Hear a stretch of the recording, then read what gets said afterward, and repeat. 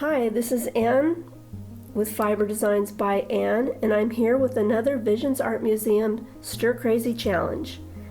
I hope you'll join in because this challenge is all about play. And we're playing the Fiber Spinner game. The game can be played single or multiple player. You can keep score or you don't have to. It may be played standing, sitting in a chair, or on the floor. I'll show you what I use to play and how the fiber game pieces can be made with things found around the house. So let's get started.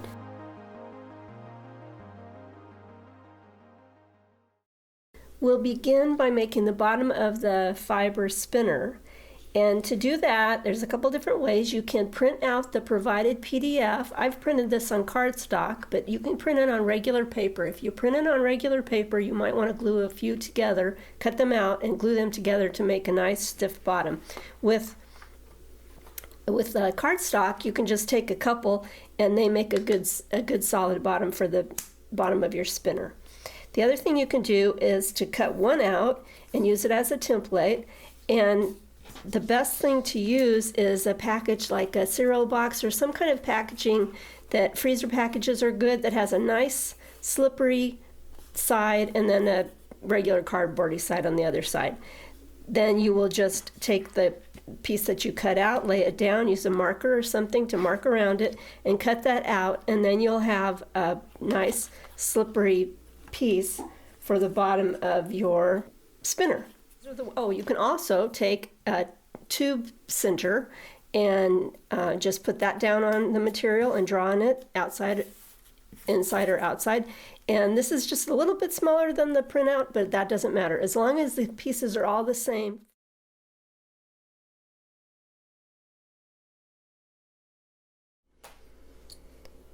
So I have used a pipe cleaner twisted to make a spinner piece. I've used a piece of t-shirt where I cut just a strip around the t-shirt and then pull it so that it makes like a rope or a cord.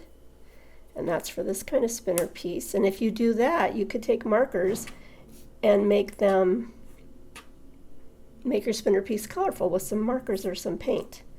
I have used what is like a stocking or tights, and you cut a little strip and pull it so it makes kind of like a hair scrunchie. And then that can be cut into strips, and those strips can be made into a game piece as well. You could use shoelaces, you could use yarn or some thin rope. I want to mention the glues. I have used glue stick, a tacky glue, a regular school craft glue, a gel medium, but my favorite way is to use a hot glue gun. It adds a little weight to the game pieces, dries faster. You just need to be really cautious if you're using hot glue. I like to have either a craft stick or a chopstick or something to help as I do that, and I'll show you how I do that. But one of my favorite ways is to take, this happens to be a finely woven fabric, but you can use anything, any kind of fabric. And you can either cut strips, these are 1/2-inch strips, or you can tear your strips, which is even easier, about 1/2 inch.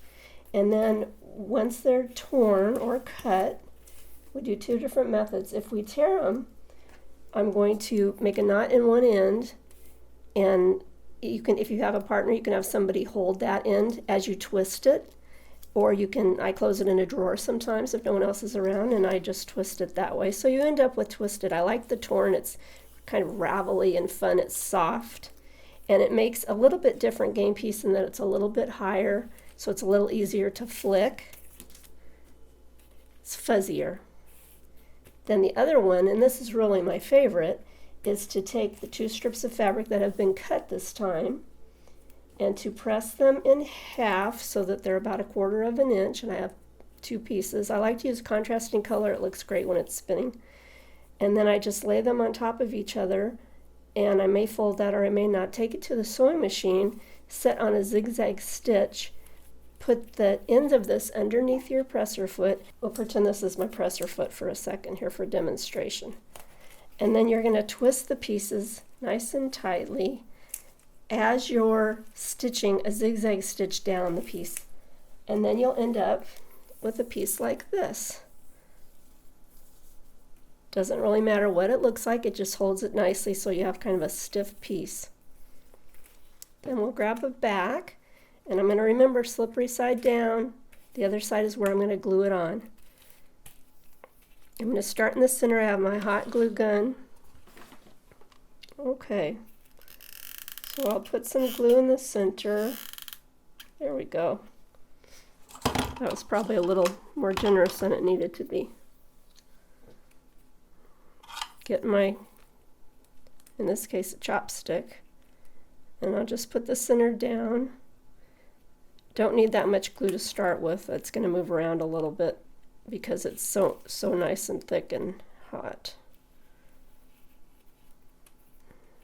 And we just start turning it, coiling it onto itself in the beginning. And then I'll just continue around with the glue.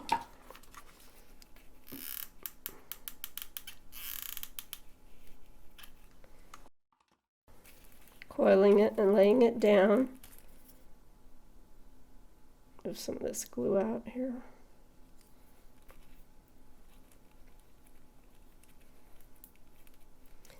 These pieces were cut from a fat quarter, so they're about 22 inches long. And 22 inches seems to be pretty good length to cover one of these coils. You can raise it up a little on itself. If it's too long, you can cut it off. I like to use that whole length. That makes the piece a little weighty, and then they spin better and fly better.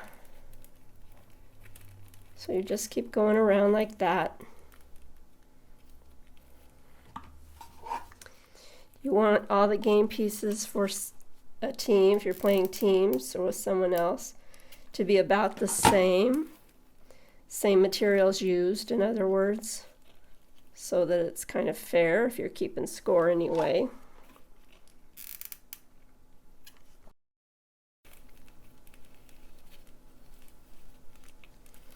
You want to try and keep the glue on the top side, because if it gets over the edge or on the bottom, then your piece isn't going to slide like you want it to slide.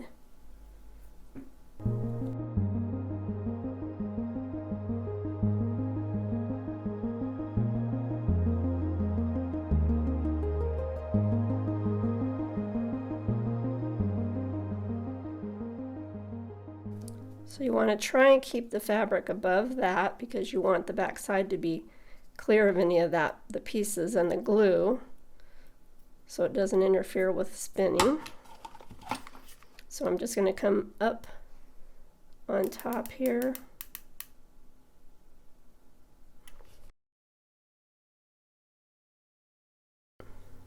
And just finish that off by gluing it onto itself.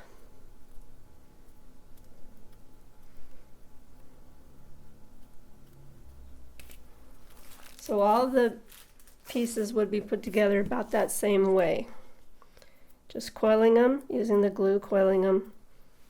And then you'll have your pieces and you'll be ready to play.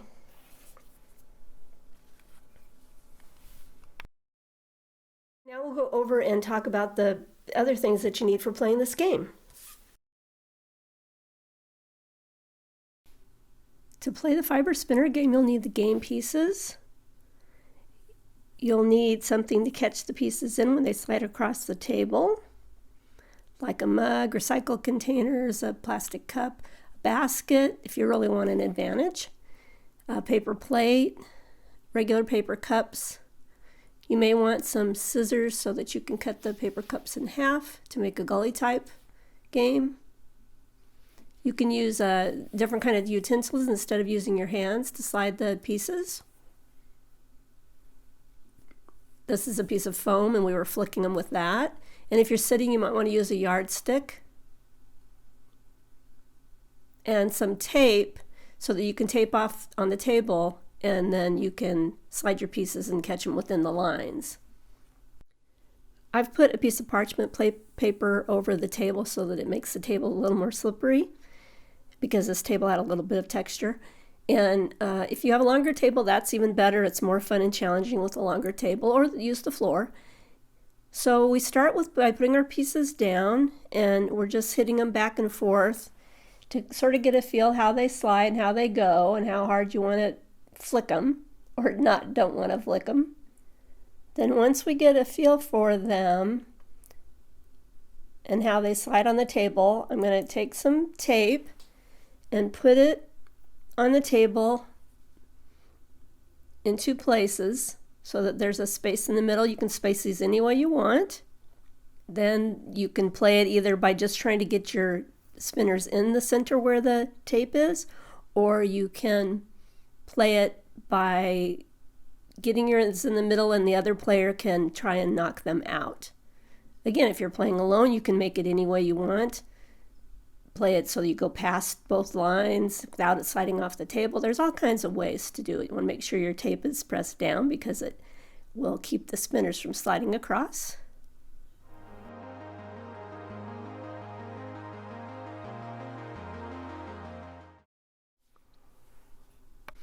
Next, the players will get a container to catch the pieces in, and if you're alone, you can put the container on a chair or you can tape it to the table. Otherwise, you each get a container and you can slide them or flick them or use something else to get them to go across the table, and the other person can try and catch them.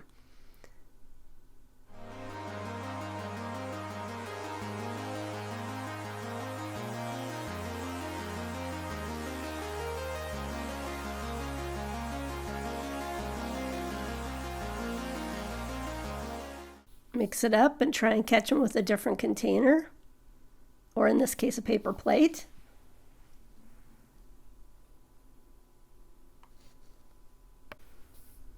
Or a mug.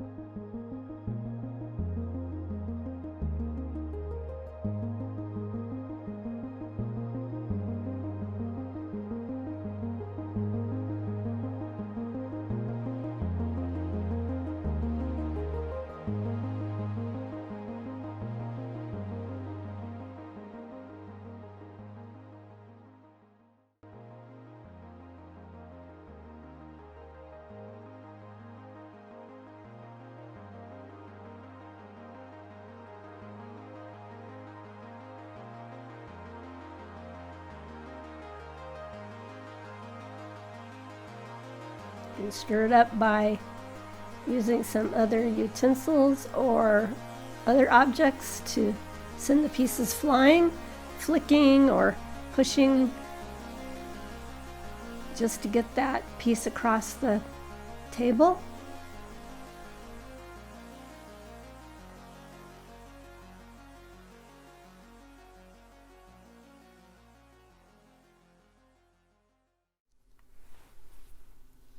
Cut the cup in half, a paper cup in half, and either hold it or tape it, attach it to the table,